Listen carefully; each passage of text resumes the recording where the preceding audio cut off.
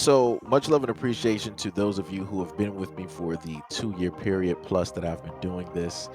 Thank you for showing your love and support to the channel. And to anybody else who is brand new to the platform and you would like to support the channel, also, you can do it by way of Patreon, Anchor, the clothing store, and also the shoe shop that is listed in the comment description below. And again, thank you to any and all of you guys who have been here to support this channel during the 2+ year period. I wouldn't be able to do what I do every single day without you.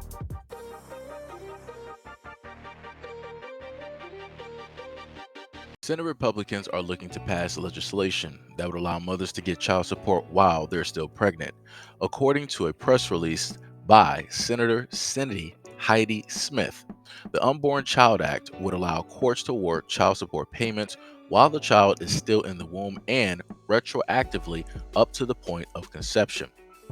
The legislation comes nearly a month after the United States Supreme Court's decision in Dobbs versus Jackson's Women's Health Organization, which overturned Roe v. Wade, Mississippi's only abortion provider, closed as a result of the ruling. Quote, I hope good legislation like the Unborn Child Support Act gets more support now that Dobbs' decision encourages us to look more seriously at supporting mothers and their unborn children. Senator Kevin Cramer introduced the legislation in the Senate with Republican Senator Steve Daines of Montana, Jim Infoe of Oklahoma, and Marsha Blackburn of Tennessee, Rick Scott of Florida, Roger Marshall of Kansas, James Lankford of Oklahoma, as well as additional original co-sponsors.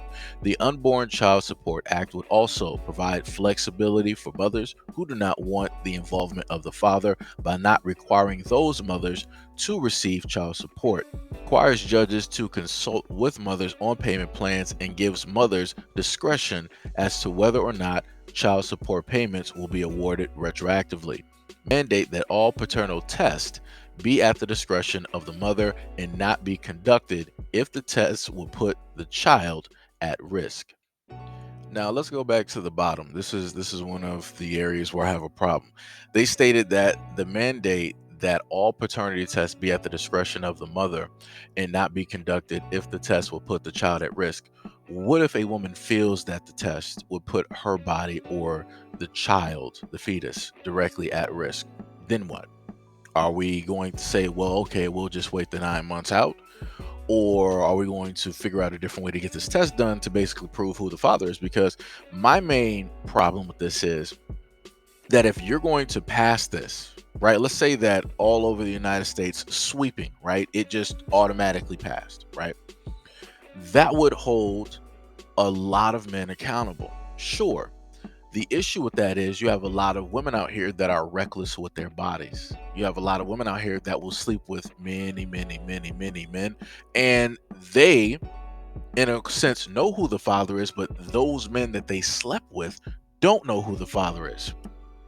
This is my problem, because this would then give women the right, on top of the fact that women can already claim any guy that they ended up sleeping with is the father, even though a woman knows who the father is because they know the bodies, they know the counts, they know every Tom, Dick, and Harry out here that they didn't sit up there and open their legs to.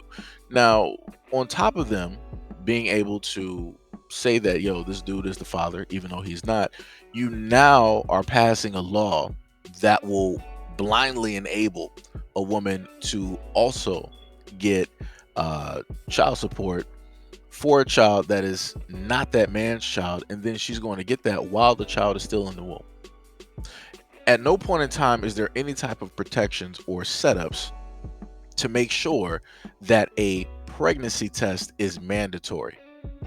A pregnancy test, if this is going to, in a sense, become a bill in this state or whatever states that there are, then you need to have a mandatory paternity test to determine who the father is and who the father is not. Because nobody has time, no man out here wants to be out here paying for a child that is not his. Just because a woman said it's his does not mean that it's his. Like I said, the courts don't know how many men that the woman has slept with. unprotectedly. The guy who she is blaming or saying is the father, which more than likely isn't, he doesn't know her history and the amount of bodies that she has. Like I said, this is a huge problem, a huge problem that needs to be fixed.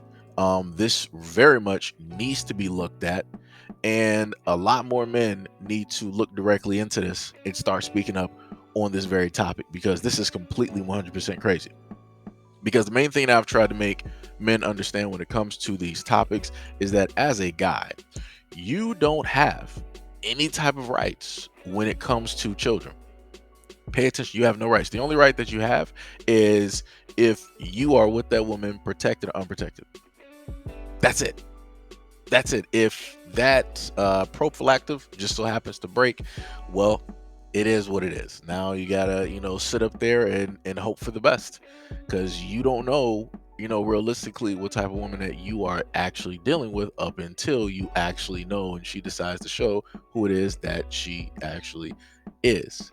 So, this is very dangerous, and not even just for the simple fact that you got adult women who will blame 20 different guys, 5 different guys, and say that they're all the father.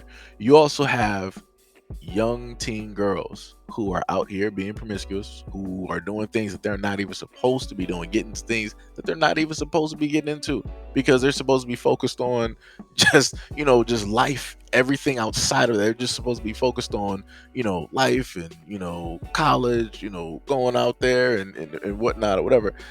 Not this.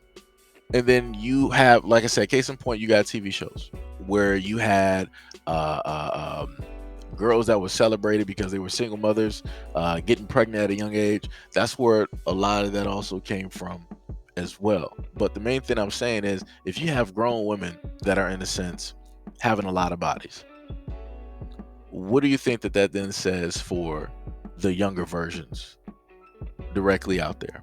What do you think that they're basically doing if the older women are out here doing these types of acts, right? Not being respectful of the gift that they have, right? The body that they have. What does that then tell the young girls to basically do and how to act? But anyways, that's just, my look at it. Let me know what you guys think about this in the comment description below.